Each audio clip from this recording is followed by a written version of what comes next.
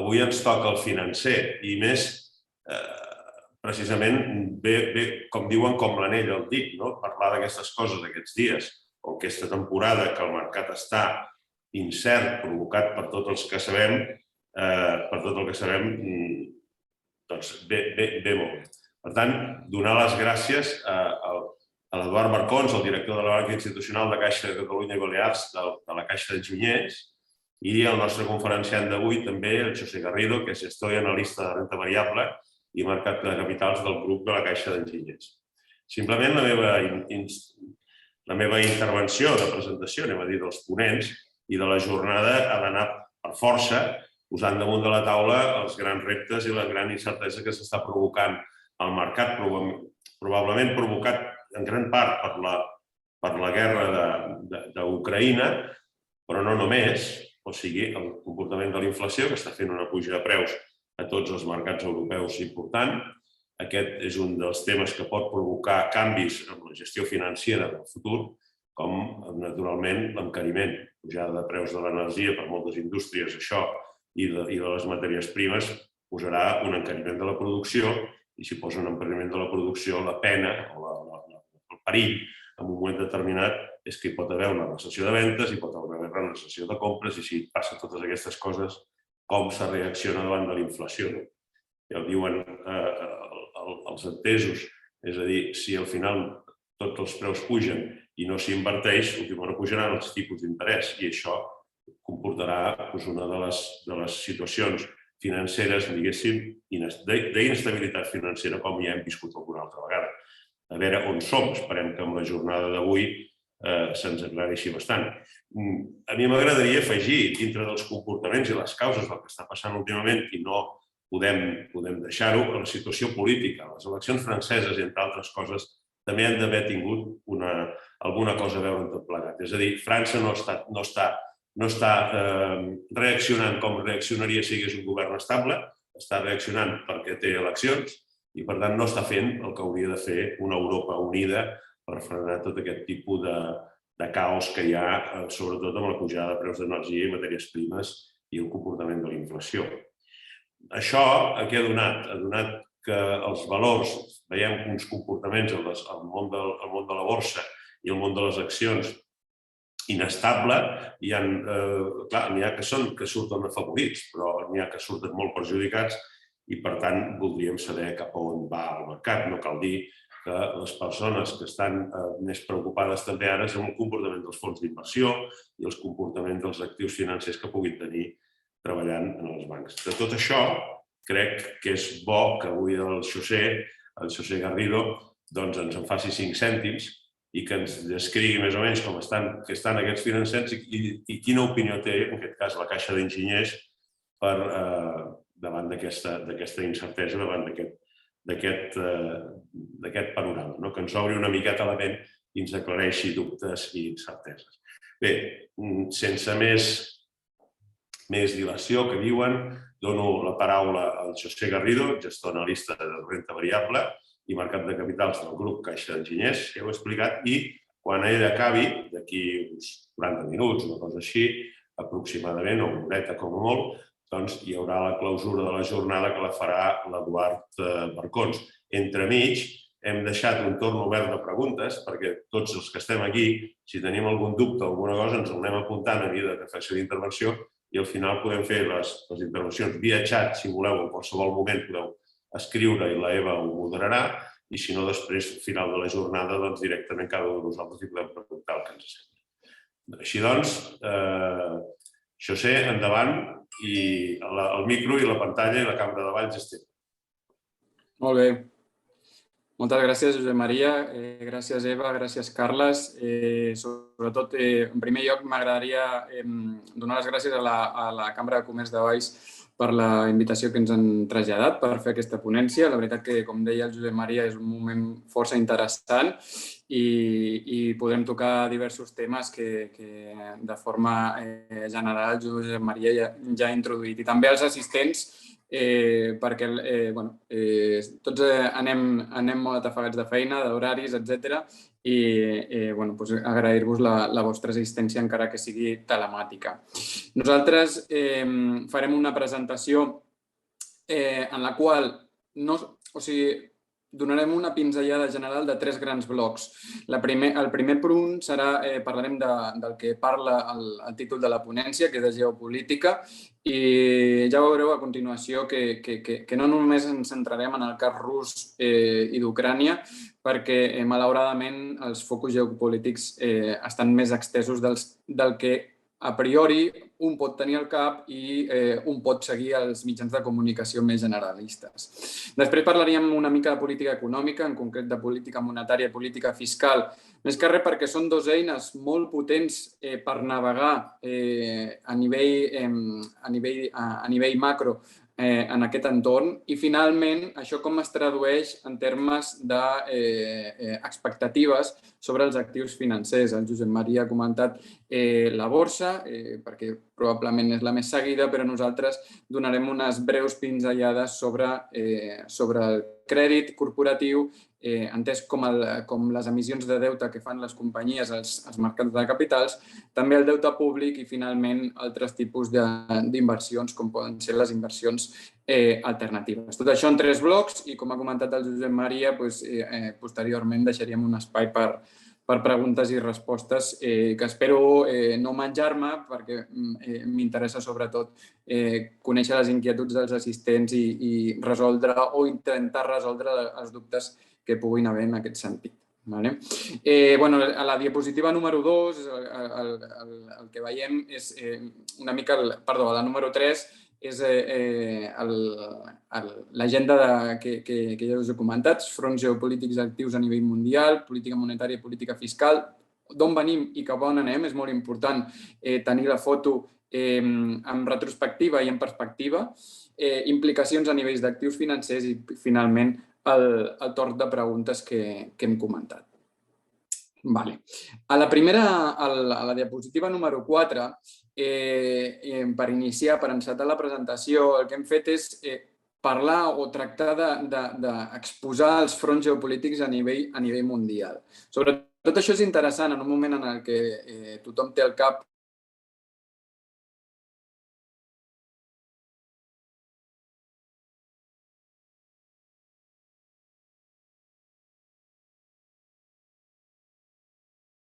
estan més actius del que podríem pensar. Fixem-nos en que només en el primer trimestre de 2022 més de 14.000 events armats s'han produït arreu del món.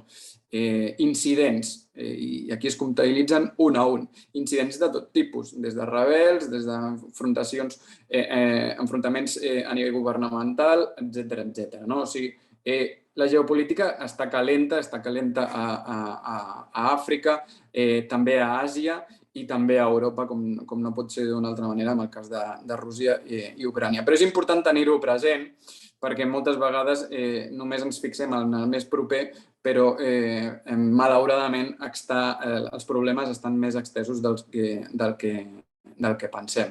Jo us convido a consultar aquesta font que hem projectat en aquest gràfic de l'esquerra, que és ACLED, que és The Armed Conflict Location and Event Data Project, que és una font gratuïta i que fa una monitorització de les dades i dels events online, quasi bé en temps real, de tot el que està succeint i permet un filtratge d'events molt interessant pel qui estigui interessat. Això quina traslació té? Té una traslació a la part dreta de la diapositiva, i és que ens trobem en un entorn de creixent militarització que algú podria pensar que ve del 2021, del 2022, però la realitat no és així. Això des de fa 20 anys la despesa militar per part de les 10 principals països arreu del món està creixent i està creixent d'una forma considerable. I no té visos de que això es pari, sinó que continuï. De fet, en el gràfic de baix de l'esquerra tenim un gràfic en el qual ens mostra la despesa militar en defensa sobre el PIB de les economies. I veiem que després de cada conflicte armat, i aquí hem reflexat alguns dels més simbòlics o els més representatius, hi ha un increment d'aquesta ràtio, de la ràtio defensa sobre PIB. És una cosa que ja coneixem pels mitjans perquè a Europa ja hem conegut que, per exemple, Alemanya destinarà 100.000 milions d'euros a despesa militar en els propers anys. I d'altres països de la Unió Europea també s'han compromès a elevar el ràtio de defensa sobre PIB, portant-lo cap al 2%, que d'altra banda és el compromís que tenen totes aquelles economies o aquells estats que formen part de l'OTAN i que en els darrers anys, per no dir dècades, molts havien incomplert. Això té una translació, i una translació és que l'increment en defensa, en una partida pressupostària vinculada a armament, a defensa, s'ha de treure d'altres llocs i precisament és el que esperem en els propers anys, en el qual d'altres partides pressupostàries minvin i segurament tots estem pensant en algunes partides socials que se'ns puguin venir al cap. També m'agradaria remarcar en aquesta diapositiva que no només el conflicte de Rússia i Ucrània ha de centrar la nostra atenció en termes econòmics, perquè en aquesta presentació no ens centrarem en el component humà, que és dramàtic i és molt dur, però entenem que estem parlant de finances i d'economia i ens centrarem en aquest aspecte amb tot el respecte per la part humana, que és el fonamental. També m'agradaria destacar, encara que no es vegi molt marcat en el gràfic, és el conflicte latent que hi ha a Taiwan i Xina, entre Taiwan i Xina, amb les aspiracions històriques de Xina de tornar a la seva pàtria, a Taiwan, en una situació que és que la illa de Taiwan està històricament protegida a nivell armamentístic per Estats Units i que avui dia té podríem dir, una de les rellevàncies a nivell mundial més importants, en tant en quant Taiwan és el principal productor de xips i semiconductors a nivell global. Més del 75% de la producció mundial de xips i semiconductors es produeix en el sud-est asiàtic i en concret a Taiwan. Això és altament impactant per tot el món i té una sèrie de conseqüències per totes les cadenes de subministre i per moltes indústries. Convé tenir-ho en compte, no hi ha enfrontaments armats com a tal, però sempre és un conflicte latent i una aspiració de Xina que cal monitoritzar molt de prop. Quina translació ha tingut el tema de Rússia-Ucrània? La diapositiva següent veiem que Rússia, a la número 5, és el país més sancionat del món avui dia i sobretot això ho podem veure al gràfic de la dreta.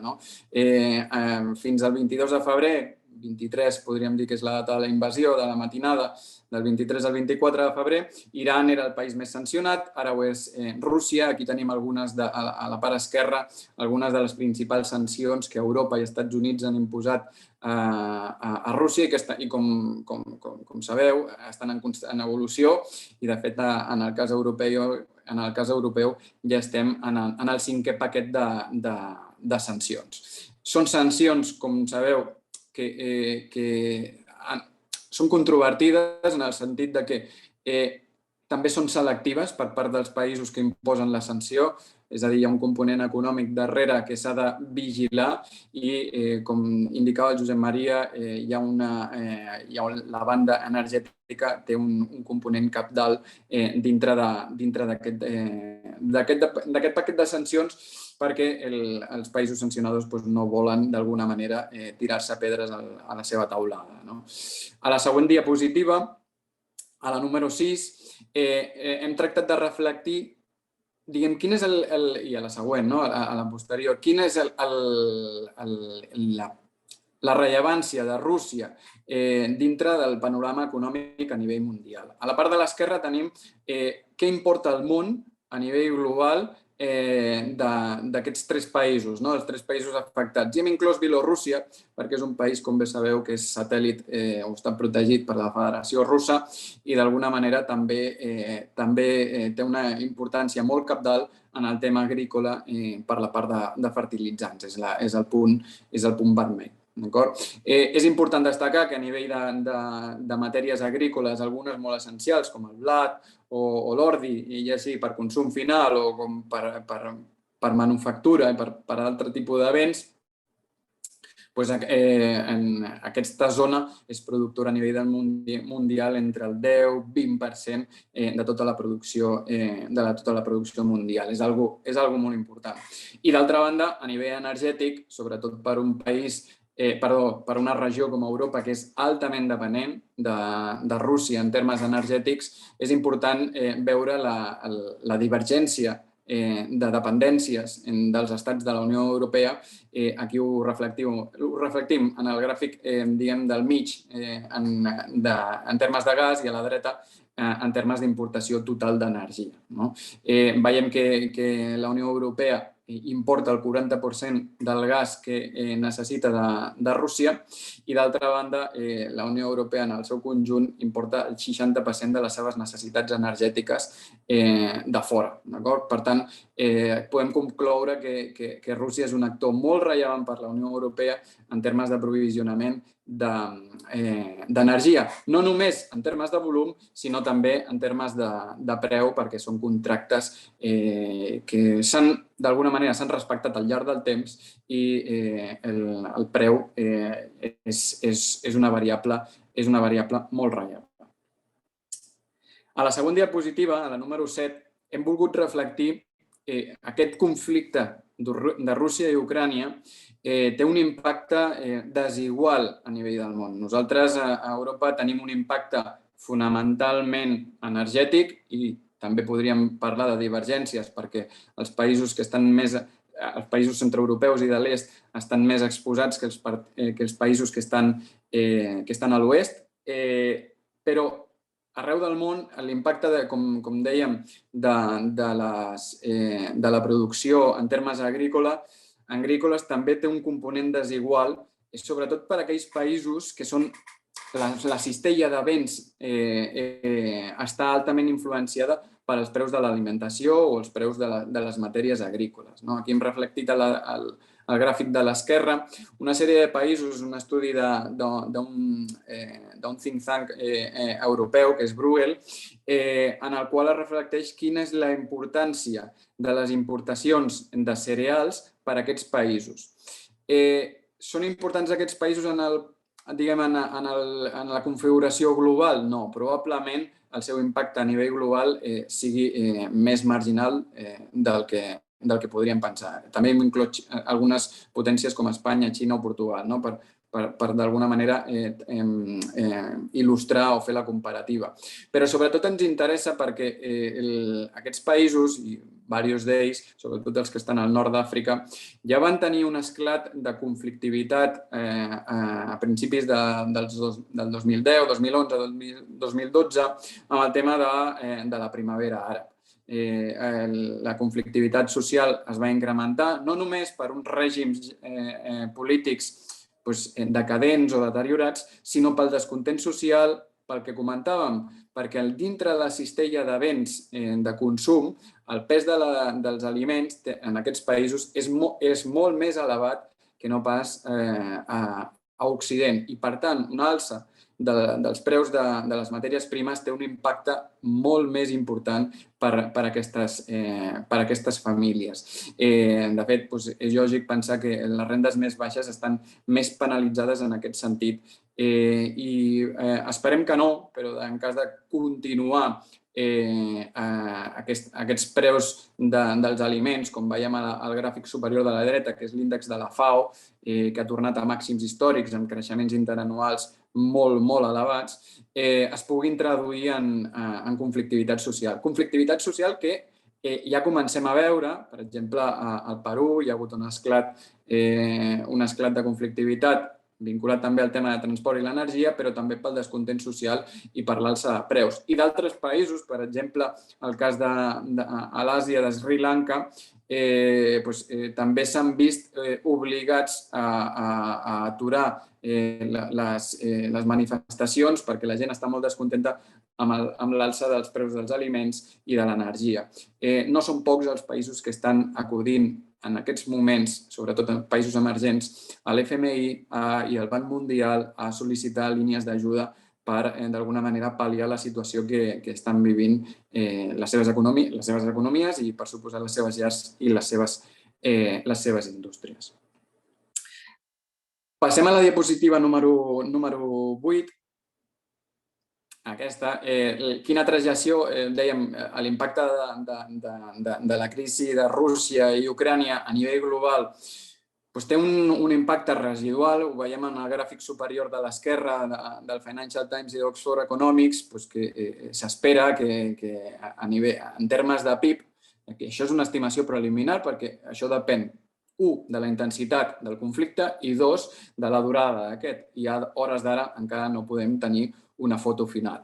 En el món, en termes d'impactes, estem parlant d'unes caigudes de PIB que poden anar des del 0,2, 0,3 a nivell global, a nivell de creixement global. Després, d'altres economies estaran unes més impactades que d'altres. Això és l'impacte directe. Després ja parlarem de l'impacte indirecte. Quan parlem d'impacte directe, parlem de la representativitat de Rússia i Ucrània dins el panorama global, de l'impacte indirecte d'aquestes cadenes de subministre que es veuen afectades per aquest conflicte. Una qüestió és el creixement, una altra qüestió és la inflació, que, com bé sabeu, està disparada, ja està per sobre dels objectius dels bancs centrals de moltes economies. A baix a l'esquerra tenim un reflexe d'una sèrie d'economies. I a la part de la dreta hem tractat de reflectir no només el component d'inflació pur, que és el que li arriba al consumidor final, que és la línia gris, sinó també el component d'inflació pel productor. Al final, al cap i a la fi, si el productor, que és la persona o la indústria que fabrica els béns i els equips, rep una inflació, si no vol perdre marge, el que acaba fent és traslladant-lo al consumidor final i això es reflexa en la inflació. L'any 2021 el que vam veure és una divergència. Els preus dels productors es van encarir força, amb bastanta magnitud, i en canvi els preus dels consumidors ho van fer però no de la mateixa manera. Això estava anant directament contra el marge dels productors, o bé per una situació que hi ha indústries que no són capaces de traslladar preus, això passa en algunes economies que tenen baixos marges i que estan força atomitzades i que no tenen aquesta capacitat de fixació, o bé per a certs actors que tenen un suficient tamany i que d'alguna manera aprofiten situacions de debilitat o estructural de l'economia per, a costa de perdre una mica de marge temporalment, incrementen la seva quota de mercat. Però això no és una estratègia empresarial que sigui duradora en el temps i el que esperem i el que ja estem veient és que tothom que pot està traslladant, i quan dic tothom parlo de les empreses, està traslladant els preus al consumidor després que s'hagi constatat que la inflació que actualment vivim no és una qüestió temporal, com bona part del 2021 van defensar els bancs centrals, sinó és una qüestió que s'està tornant més estructural que conjuntural. A la següent diapositiva, a la diapositiva número 9, parlem dels efectes indirectes i posem una mica de xifres perquè d'alguna manera tinguem clar quina és la representativitat, sobretot de Rússia, i també lligant-ho amb el tema de les sancions que comentàvem anteriorment. El PIB de Rússia actualment sobre el PIB mundial és una representació del 1,7%. D'acord? És una representació molt, molt baixa. I si agafem les seves empreses cotitzades i agafem l'índex MSCI Russia, respecte a la borsa global, quan pesen aquestes empreses? Doncs un 0,4. Ja veiem que l'impacte ja és força marginal en termes directes. Si anem al canal bancari, que moltes vegades ha estat font d'alguna manera de problemes perquè és el canalitzador de recursos dels excedentaris cap als que necessiten finançament, veiem que el crèdit de les economies més vinculades a Rússia, en el sistema bancari, no arriba a 40.000 milions de dòlars en termes globals. Si parlem de crèdit, per un costat el crèdit que es donen als estats, el finançament a través del deute públic, o a la columna de la dreta, bancs russos, parlem dels préstecs que fan altres sistemes financers al sistema financer rus. En tot cas, parlem de xifres molt reduïdes i amb un impacte molt marginal.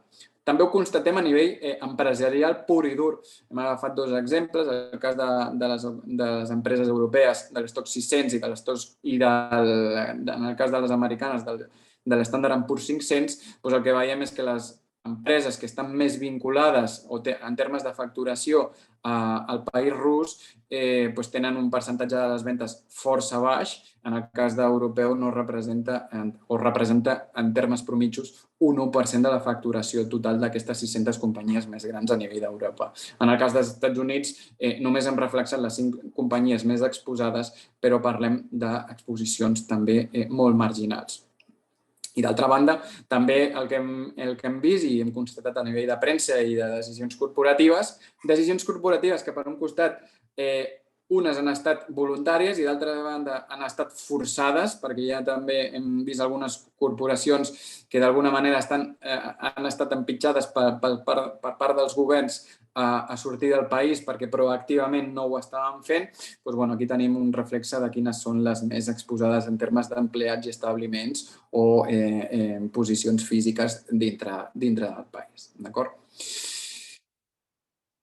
La següent diapositiva, la número 10, parlem d'efectes indirectes. És el que parlàvem de les cadenes de subministrament. Ja tenim clar que d'alguna manera Rússia és un actor avui dia marginal en termes del panorama global, però en termes indirectes sí que hi ha una qüestió, un rerefons molt més important. Precisament per la dependència d'Europa principalment, però d'altres economies també, de certes matèries primes, de certs béns dels quals Rússia, Ucrània i Bielorússia són importants productors.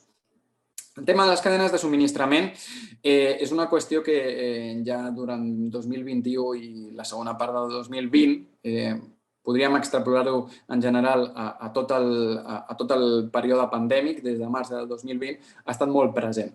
Però fixem-nos en el quart trimestre del 2021, gràfic de l'esquerra, com quasi bé tots els sectors, excepte el financer, la majoria de les companyies van citar problemes o van citar qüestions relacionades amb les cadenes de subministrament en el cas nord-americà, que, insisteixo, no és el més exposat a les cadenes de subministrament perquè té una capacitat fabril força potent. Però és força representatiu que gairebé tots els sectors, en 3/4 parts, van citar problemes en aquestes qüestions. El financer, per la seva pròpia idiosincràsia, no és tan així. I a la part de la dreta hem citat 3 companyies amb certa rellevància en el món corporatiu, perquè d'alguna manera ens aflorin els seus últims comentaris. De fet, acaba de començar la temporada de resultats del primer trimestre i estem esperant les seves comunicacions amb ganes per tractar d'alguna manera d'extrapolar la situació actual i veure què estan veient en el terreny.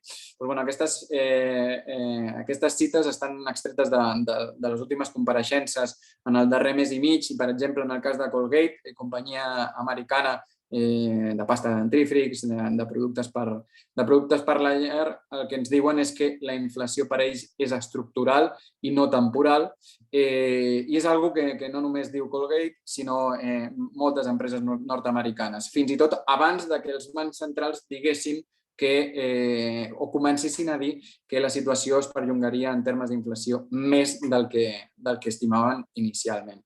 En segon terme, una companyia com Micron, un actor rellevant dintre de semiconductors, el que està dient és que la cadena de subministrament global està experimentant pressió a causa de l'impacte de la invasió russa i Ucrània, perquè aquests dos països també són productors de gasos nobles que s'utilitzen per la fabricació de semiconductors. I Volkswagen, en tercer lloc, ens diu que la crisi dels xips a nivell de semiconductors es perllongarà ben entrat fins al 2024. I aquí voldria fer dues matisacions. El tema dels xips, el 2020-2021, ens deien que el 2022 podria estar solucionat. No serà així. No serà així perquè el món està demandant molts més xips dels que som capaços de produir i, a més, avui dia aquests xips són difícils de transportar o de fabricar perquè el Covid i perquè les cadenes de transport no estan funcionant al 100%. I, en segon terme, voldria matisar el tema dels xips perquè els xips estan presents arreu i estaran presents encara més en el nostre dia a dia en el futur, donat l'internet de les coses, la connectivitat, la digitalització, etc. Per tant, és un problema estructural i és un problema inflacionista per moltes indústries. A continuació, la diapositiva crec que és la número 11, entrem en el bloc de polítiques econòmiques, política monetària i política fiscal. A l'esquerra hem reflexat la frase d'un economista de rellevància, un expresident del Bundesbank, del Banc Central Alemany, a la dècada dels 80, diu: la inflació és com la pasta de vins. Una vegada treus del tub és impossible tornar-la a ficar. Jo no diria que és impossible, però que és molt difícil de tornar-la a ficar perquè és un risc que està latent i que està ocult i quan esclata amb força i triguem temps en dominar-la, triguem temps en reduir-la. A curt plaç, per què o què s'està produint l'alça de la inflació? L'alça de la inflació a curt plaç està tensionada per la guerra a Ucrània, això és evident. D'altra banda, ja ho hem comentat, hi ha menys mobilitat i trencament de cadenes de subministrament. Hem de tenir en compte que venim d'un període, en els darrers 20-30 anys, de globalització i ara estem, com comentarem a continuació, en un període de desglobalització, és a dir, de repatriació de capacitat productiva cap a jurisdiccions més segures, més estables i que, d'alguna manera, jurídicament et donen més certesa. Això és un procés que porta temps i a vegades inflacionista. El preu del petroli, això crec que tots en som conscients del preu, o sigui, de les tensions que està portant en termes energètics. Depenent dels països, avui dia els IPCs estan tensionats al voltant del 50% pel preu del petroli i cal dir que pràcticament el preu del petroli avui dia, amb l'última pujada d'aquests dies potser no tant, estan als mateixos nivells que abans de la invasió de Rússia i Ucrània. Això és important tenir-ho en compte, perquè d'alguna manera vol dir que el fet que Rússia, que ja no és el tercer actor a nivell mundial en termes de producció de petroli, ja no està aportant aquests barrils al sistema internacional, aquest efecte de les sancions d'alguna manera ja ha estat neutralitzat.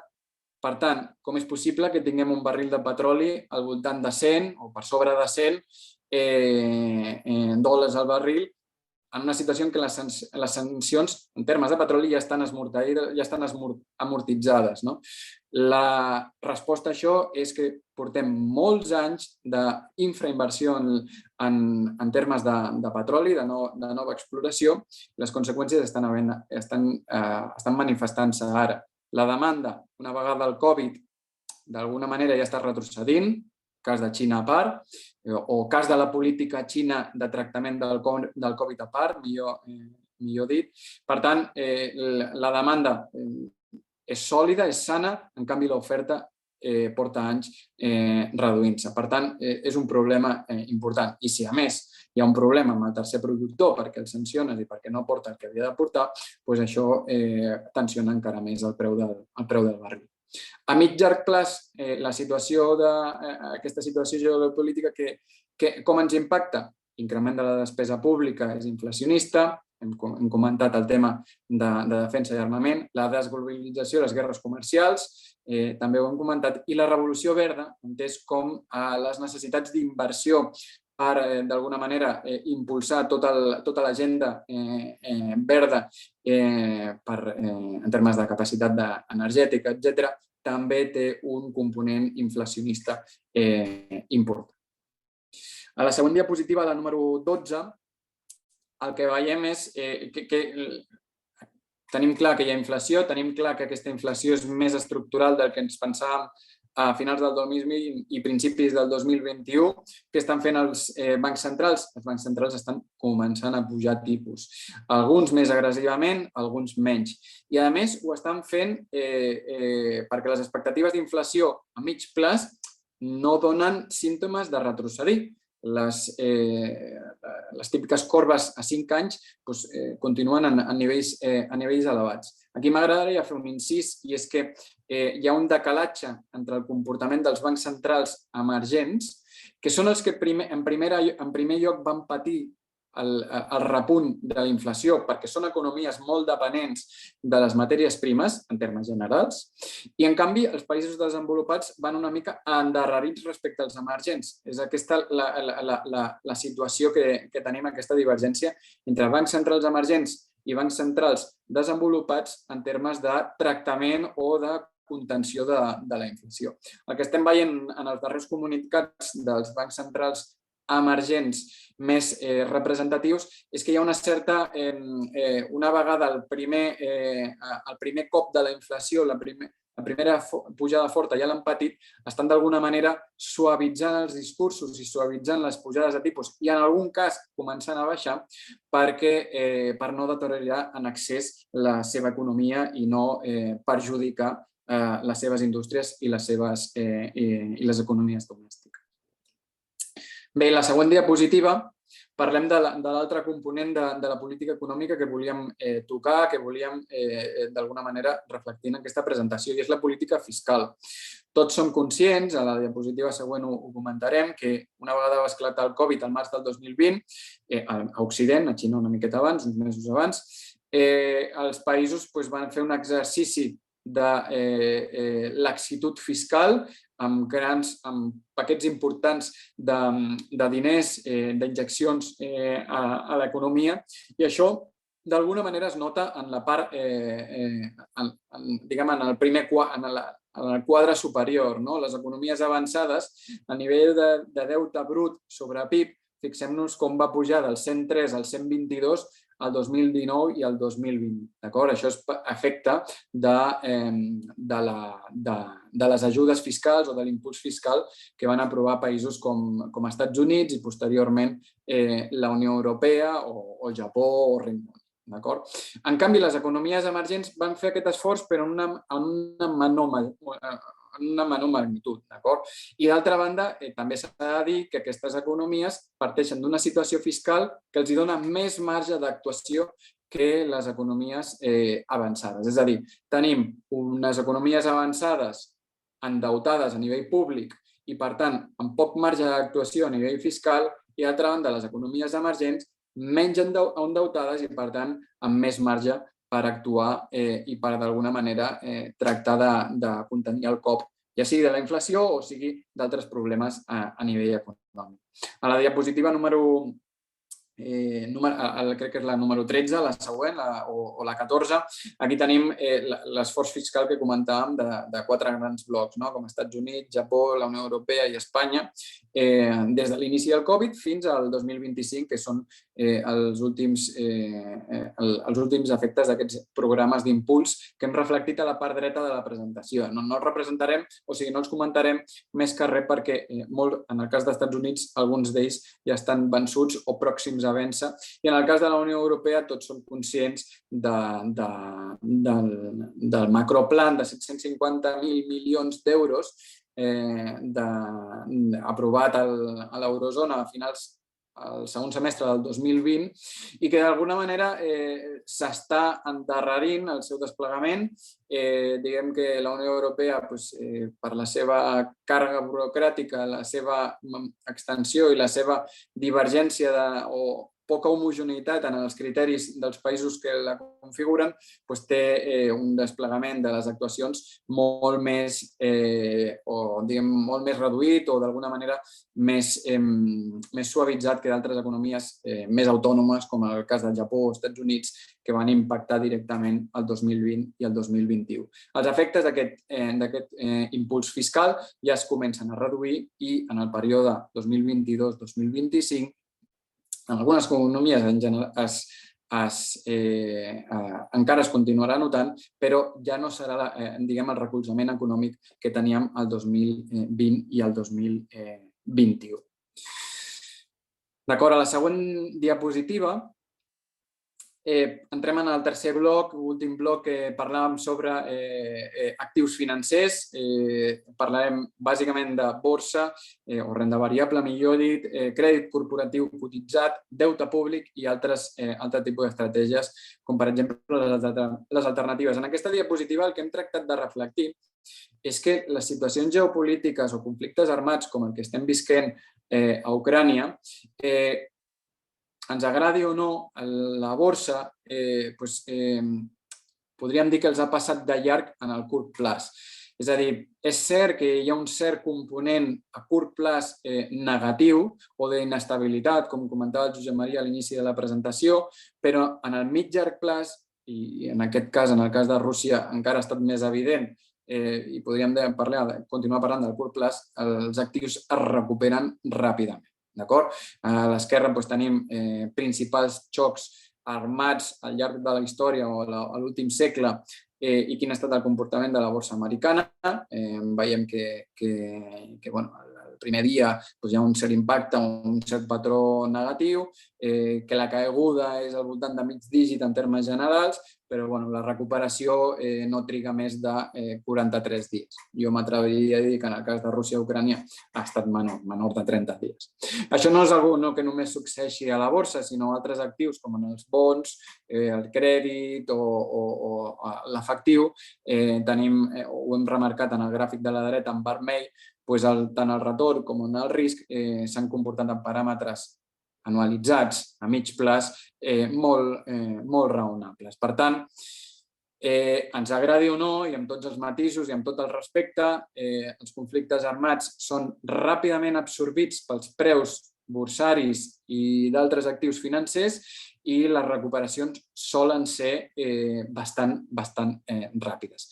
Més enllà del període de la inestabilitat que contribueixen o aporten al mercat durant un període reduït de temps.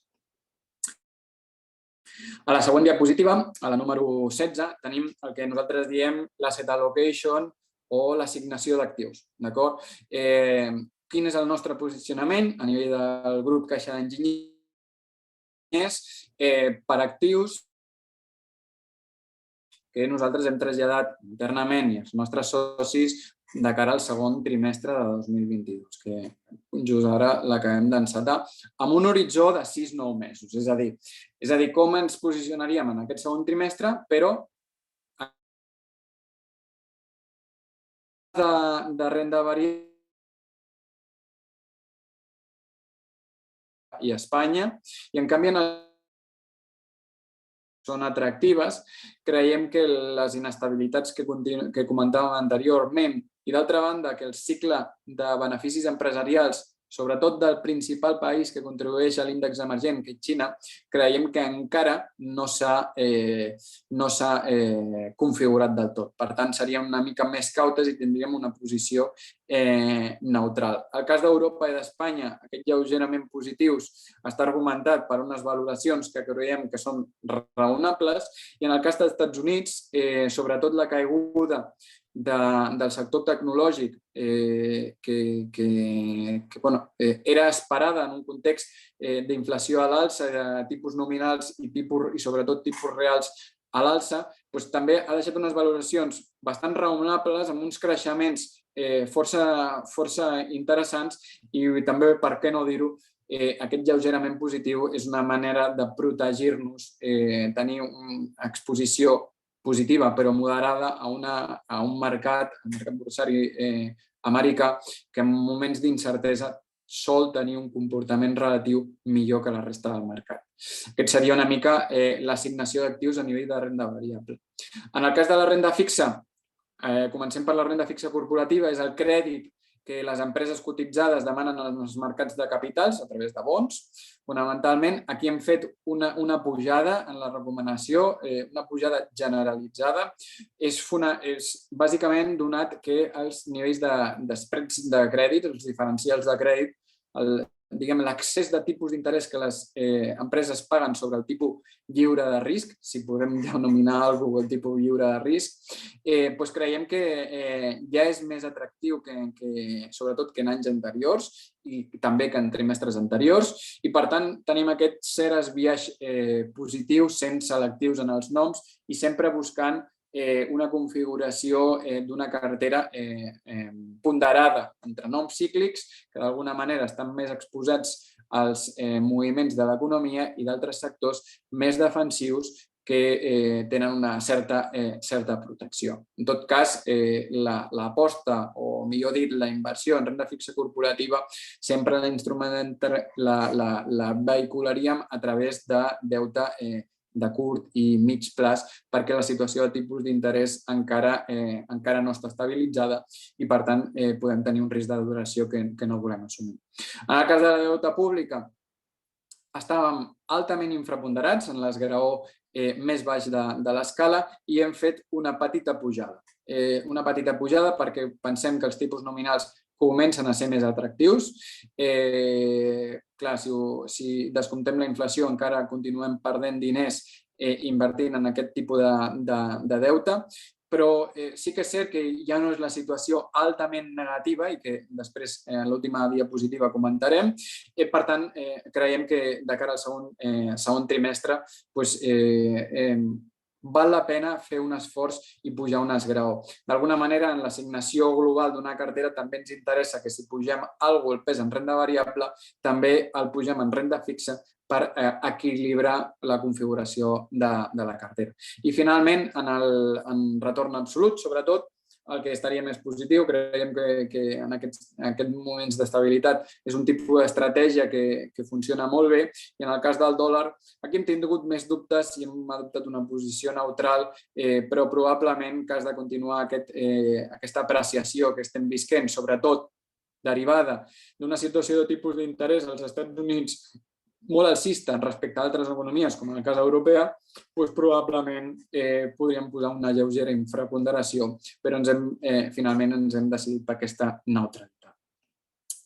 Per acabar, 2 diapositives en les quals aquesta primera parlem de renda variable, la següent de renda fixa.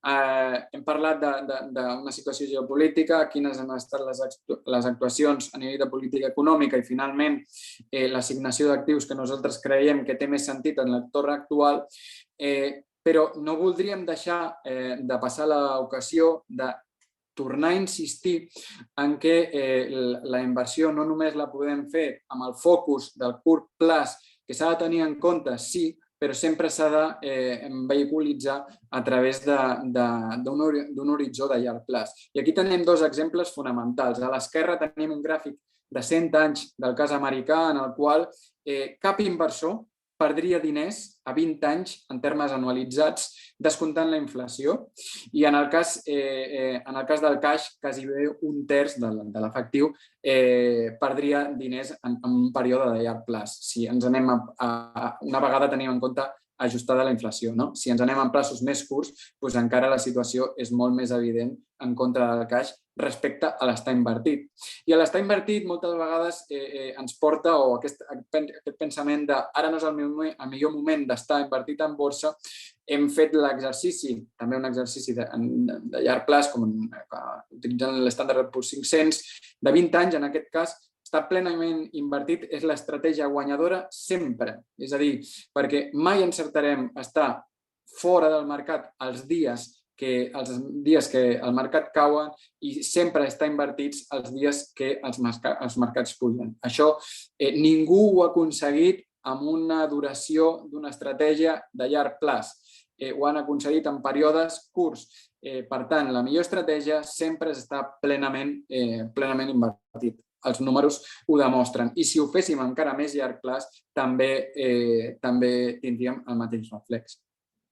Finalment, des de l'angle de la renda fixa, l'última diapositiva, el que hem tractat i així ho hem traslladat a l'assignació d'actius que hem comentat, dues qüestions. I és que la renda fixa encara no és lo atractiva que ens agradaria que fos, sobretot per la part del deute públic, algo més en el crèdit corporatiu, però això és algo que ja està assumit per part del mercat. A l'esquerra veiem com els inversors institucionals, que responen a aquesta enquesta de Bank of America, el que ens diuen és que estan altament infraponderats en renda fixa.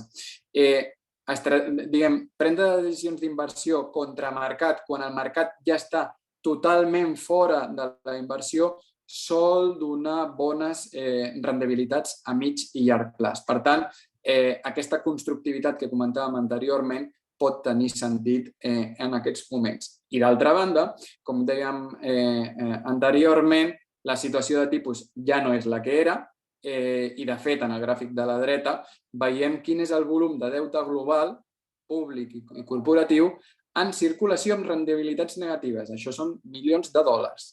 Doncs bé, des del 2014 va pujar fins al seu punt màxim el 2021, però avui dia, les referències cotitzades a nivell de renda fixa en mercat amb tipus negatius han caigut molt i molt. Per tant, els tipus d'interès comencen a tenir alguna cosa més d'atractiu del que tenien en els darrers anys i, per tant, aquesta major constructivitat amb certa cautela que comentàvem en l'assignació d'actius. Aquesta ha estat la presentació. Crec que m'he ajustat el temps. Gràcies pel vostre temps i, com deia el Josep Maria, disposat a les preguntes que considereu. Moltes gràcies, José. De moment no hi ha cap pregunta. No sé si algun dels assistents voleu... La gran pregunta ràpida, José, deixa'm que te la faci jo. Pujaran els tipus d'interès aviat o com ho preveus? No ha quedat clar, però vaja, es preveu que sí. Anem a veure. Les corbes de tipus d'interès ja descompten pujades de tipus. D'acord? Si la pregunta suposo que està centrada en el cas europeu, que és el que més proper tenim. Ara mateix el mercat està descomptant que d'aquí a final d'any el tipus d'interès de referència del Banc Central Europeu pujarà 50 punts bàsics. Això s'ha mogut molt ràpidament en les últimes 2-3 setmanes i creiem que s'hauria de materialitzar en el sentit que la inflació probablement haguem vist el pic en les últimes referències o estem en zona de pic, però creiem que no caurà amb la magnitud que molts agents del mercat estan pensant. Sobretot els agents que prenen les decisions a nivell institucional com els bancs centrals. Les expectatives d'inflació que té el Banc Central Europeu creiem que estan molt aminorades i que són excessivament optimistes. Creiem que estaran més a dalt i van algo darrere de la corba. Inflació a dalt es reduirà una mica, però creiem que els tipus en el plaç de 6-9 mesos poden començar a pujar. Insisteixo, el tipus de referència del Banc Central Europeu, perquè els tipus que ja estan cotitzats ja han pujat, i han pujat força. Dit d'una altra manera, les empreses que acudeixen als mercats de capitals per finançar-se ja estan pagant cupons, estan pagant tipus d'interès bastant més elevats que els que pagaven fa 6 mesos. Per tant, i si ja no ens centrem només en l'empresa, si un particular acudeix a la seva entitat bancària, ja està veient com les entitats bancàries estan actualitzant les seves tarifes i els tipus d'interès tant dels préstecs al consum com dels préstecs hipotecaris també estan començant a pujar. No sé si hi ha alguna altra pregunta per algú dels assistents. A mi m'ha agradat concretament les comparatives que has fet sobre el poc pes que té l'economia russa dintre del que és el context mundial i, en canvi, l'excessiva dependència que té la Unió Europea cap a uns determinats productes que venen de Rússia. Jo, a veure, no em dieu mal pensat, potser no toca aquesta pregunta dintre del context de la conferència, però potser sí. O sigui, aquesta excessiva dependència que Alemanya, d'alguna manera, ha arrastrat la Unió Europea cap a productes russos en contra sempre de França, jo penso que si hagués hagut Macron o l'estil de Macron a l'època que Alemanya va decidir de treure les nuclears, potser això no hauria passat. Això es pot veure ara, diguéssim,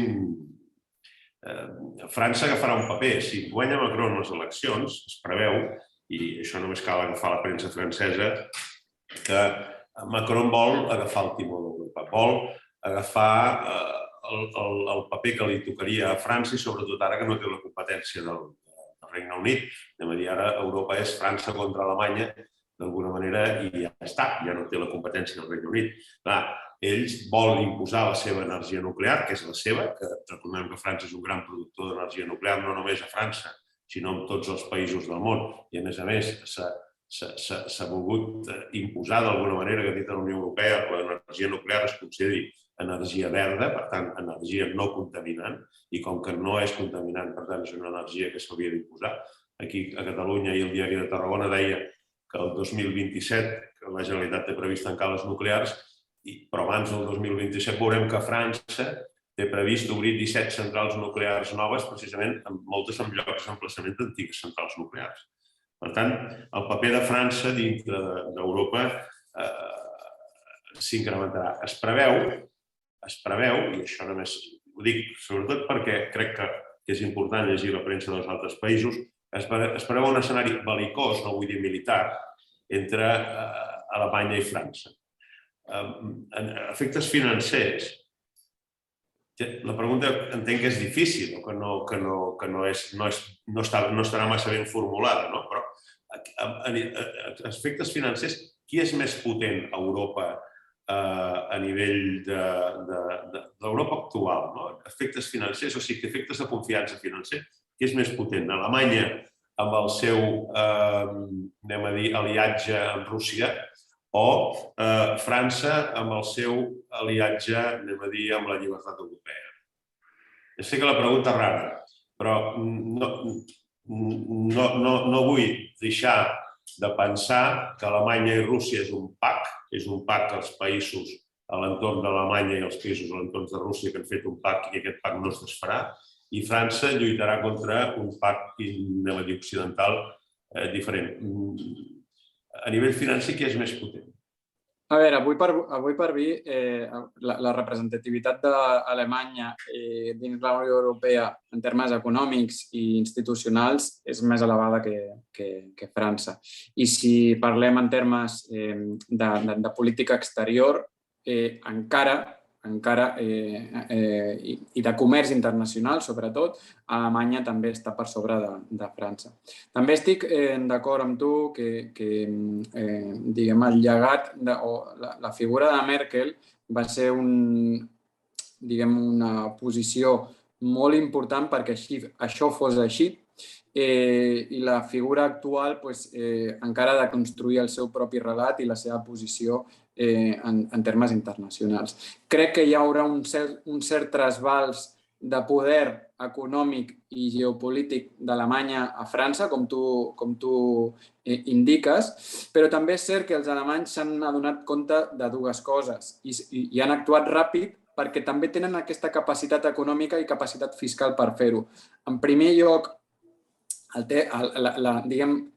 la militarització que comentàvem anteriorment i aquesta despesa en defensa, cap país europeu en termes de quantia pot equiparar-la i això li continuarà donant el pes internacional que Alemanya va perdre després de la Segona Guerra Mundial i d'alguna manera reconstruirà la seva posició de defensa, punt número 1. I punt número 2, aquesta desconnexió o aquesta connexió que tenia històricament amb Rússia s'ha acabat o s'acabarà ràpid. Perquè si ens adonem de les actuacions o de les decisions que està prenent Alemanya, en principi, aquesta dependència del gas rus es reduirà en 2/3 parts en els propers 12 mesos. Està per veure si això ho aconsegueixen, però d'altra banda, fruit d'aquesta política energètica que tu comentaves de desconnexió de centrals nuclears i forta despesa en energia verda, també els dona aquesta possibilitat en el curt i mig plaç. Per tant, sí, trasbals de cert reequilibri de poders dintre de la política europea, no crec que sigui tan acusat com inicialment podíem pensar, precisament perquè Alemanya està fent els deures i els està fent ràpid. Jo, José, si em permeteu, jo voldria fer-te dues reflexions. Abans, de fet, avui al matí hi havia ja les previsions que tu has reblat respecte al tema de les perspectives de creixement del PIB. No sé si podem intentar inferir alguna cosa a nivell català de Catalunya, avui que estem amb la Cambra de Comerç de Valls. I la segona reflexió és el teu parer sobre un input important com és el preu de l'energia. Vale. El tema de l'energia, hem tocat breument que podríem dir que la inflació, l'IPC, que és la mesura que a nosaltres ens arriba, actualment està contaminat o està ponderat en un 50% pels preus de l'energia. Això s'anirà reduint fruit, bàsicament, d'un efecte base, perquè estem en un moment, diguem, màxim, per així dir-ho, i a mesura que vagin passant els mesos s'anirà reduint. El que passa que probablement no es vagi reduint en la mesura que ens agradaria o amb la velocitat que ens agradaria. I voldria tornar a reafirmar-me en la qüestió de que portem molts anys d'infrainversió en combustibles fòssils que són absolutament necessaris per la transició energètica que estem fent, per la verdificació de l'economia, que és totalment necessària, però la transició és igualment imprescindible. I, per tant, potser ens hem d'acostumar en els propers temps a conviure amb preus de l'energia més alts que els que teníem històricament. Segurament també hi ha un component institucional en termes de fixació de preus que s'hauria de retocar i s'hauria de retocar amb un acord europeu més sòlid i que ja només parli de la illa ibèrica o de les idiosincràsies de certes regions, sinó que sigui un marc estable. Per tant, preus de l'energia continuaran alts, potser no tan alts com els actuals, però a mig plaç tot indica que així continuaran. I en termes de la primera pregunta, la traslació o què podríem dir sobre Catalunya, no sent un expert en el teixit empresarial català i la configuració de l'economia, sí que el que estem veient o el que podem extrapolar és dues qüestions. I no en ordre, sinó pel que em venen al cap. El tema del turisme i el reflexe de la Setmana Santa ha estat molt rellevant. Continuarem sent un país, una regió d'acollida de turisme i probablement aquesta conflictivitat en el nord d'Àfrica, en certes economies de l'est, ens vingui bé, ens agradi o no, ens vindrà bé per l'estabilitat que aquí tenim i que podem aportar enfront a aquests altres destins que també ha estat competència històrica de Catalunya. Per tant, el turisme és una qüestió que ens ajudarà. Podríem entrar a matisar en què probablement hi haurà volum i ja veurem si el poder adquisitiu d'aquests turistes és el que esperaríem. El tíquet mig per turista probablement a nivell de despesa no sigui el que ens agradaria, però almenys tindrem aquest flux de turisme. I d'altra banda, en el tema agrari, també m'agradaria tocar, i és que els preus agrícoles el més segur és que segueixin des de nivells molt elevats, però una miqueta la conclusió seria la mateixa que amb l'energia.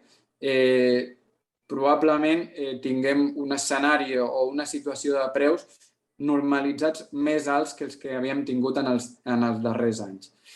També per una qüestió de transport, preu de l'energia, també per salaris que probablement siguin més alts, tot i que els nivells de sindicalització o de pressió per part dels empleats són més baixos que en termes històrics, i d'altra banda per certs components vinculats a l'energia, com pot ser els fertilitzants o altres productes pel camp, que també estructuralment es mantindran elevats. O sigui, luces i sombres seria dintre de la resposta a la part catalana. Molt bé. Si us sembla bé, podríem passar a la clausura de la jornada, que ens la farà l'Eduard Barcons, que, repeteixo, és el director de la Banca Institucional de Catalunya i Balears, del grup Caixa d'Enginyers, precisament amb el minut exacte que teníem previst en l'escaleta de la reunió. Per tant, ens hem de felicitar tots. Eduard, quan vulguis, endavant. Molt bé, president. Gràcies, Josep Maria. Agrair a la Cambra permeteu-me que agraeixi la Cambra de Comerç de Valls el fet que hagi tingut aquest interès i haver compartit de posar en valor aquests escenaris. I deixeu-me també felicitar el meu company, el José, per l'excel·lent ponència que ha fet, perquè, evidentment, no es tracta de fer un resum, però jo crec que tindreu els seus slides, però que jo crec que ha ficat llums i sombres a aquests escenaris geopolítics, a la previsió de creixement o de creixement del PIB, a l'exposició que tenim respecte a Rússia i, sobretot, també a aquests escenaris que a tots ens ve al cap de la inflació i del repunt dels tipus d'interès. Deixeu-me també posar en valor el fet del per què estem avui aquí. És a dir, avui estem aquí perquè la Cambra de Comerç de Valls i la Caixa d'Enginyers van firmar a finals de l'any passat un conveni que el que vol és que sigui per part nostra una porta d'entrada perquè les empreses que estan en l'àmbit de la demarcació de la Cambra de Comerç de Valls puguin tenir accés als serveis d'una entitat com la Caixa d'Enginyers. I, per tant, és d'agrair que avui estiguem aquí. I què és la Caixa d'Enginyers, sense haver-me d'estendre molt? Doncs nosaltres som una entitat, si em permeteu, que la conformen socis, d'acord? Uns socis que són alhora clients, però són socis, jo crec que això és important. Una entitat que fa 50 anys, més de 50 anys que estem creixent any rere any sobre un creixement orgànic, fent les coses bé, que tenim oficina a Tarragona, d'acord? Que en breu la tindrem a Reus també, però que tenim oficina a Tarragona i avui a la sala hi ha tant la Susana Gómez, que és la gerent de Banca Empreses, com la Sara Junquera, que és la nostra directora de l'oficina de Tarragona. Però sobretot que nosaltres creiem en el que avui hem fet i el que vam fer l'altre dia, i ara m'hi referiré. Nosaltres som una entitat que sempre parlem que el que volem és fer allò que deia Michael Porter, de complir el valor compartit. I no és res més que intentar, evidentment, tenir petjada i que, per tant, l'entitat sigui viable a nivell econòmic, però també a nivell que tinguem a nivell social i mediambiental. Nosaltres no fem greenwashing, nosaltres fa molts anys que vam apostar per la sostenibilitat i nosaltres som, si em permeteu definir com és la Caixa, som aquella Caixa que vostès havien conegut abans, enormement tecnològica, a data d'avui, òbviament, però que tenim una component humanista molt important. Per tant, el tracte, nosaltres, més enllà que les coses es poden fer online, els invito a conèixer la Caixa d'Enginyers perquè a través de la Susana i a través de la Sara entendran quina és la nostra filosofia d'una entitat que és propera i que fa banca responsable. I jo crec que la millor manera de predir el futur és crear-lo o interpretar-lo, i jo crec que aquesta jornada, i m'hi referia abans, nosaltres fa uns dies vam fer una jornada sobre geopolítica, d'acord? Una entitat que fa una jornada sobre geopolítica, perquè per nosaltres, el soci, i per tant, avui és una declaració d'intencions també, està en l'epicentre de les nostres decisions. Per tant, encantat de poder haver fet aquesta jornada. De fet, amb el gerent i amb el president, la nostra intenció és de ficar a la disposició de la Cambra de Comerç nous nous programes i nous projectes més enllà de jornades que puguin, en tot cas, fer allò que nosaltres fem, que és sempre resoldre les necessitats dels socis. Tant de bo que alguns dels que ens escolten tinguin a bé conèixer-nos, tindran a través de la Cambra de Comerç la presentació i el contacte de la Susana i de la Sara, i, com deia, la millor manera de predir el futur és saber-lo interpretar i saber-lo crear, i, per tant, des d'aquest punt de vista, jo crec que felicitar el president i el gerent de la Cambra i el seu equip perquè aquesta jornada ve com en el millor moment o en el moment més oportú. Moltes gràcies. Molt bé, moltes gràcies, Eduard. Posem la caixa d'enginyers, com tu molt bé has dit, a disposició de tots els socis de la Cambra de Comerç de Valls i esperem retrobar-nos en properes jornades interessants com aquesta, que jo crec que de tant en tant de les coses del que està passant se n'ha de parlar i se n'ha de parlar en perspectiva, que crec que és el que s'ha de fer i el que hem fet avui. Moltes gràcies, José, moltes gràcies, Eduard, moltes gràcies, Sandra, Susana, per la vostra, també, Sara, perdó, no Sandra, Sara i Susana, per la vostra presència, i a tots i a totes us emplaço cap a les noves xerrades i conferències i actes de la Cambra dintre d'aquest programa del Valls Cambra 1.11. Moltes gràcies a tots i bon dia.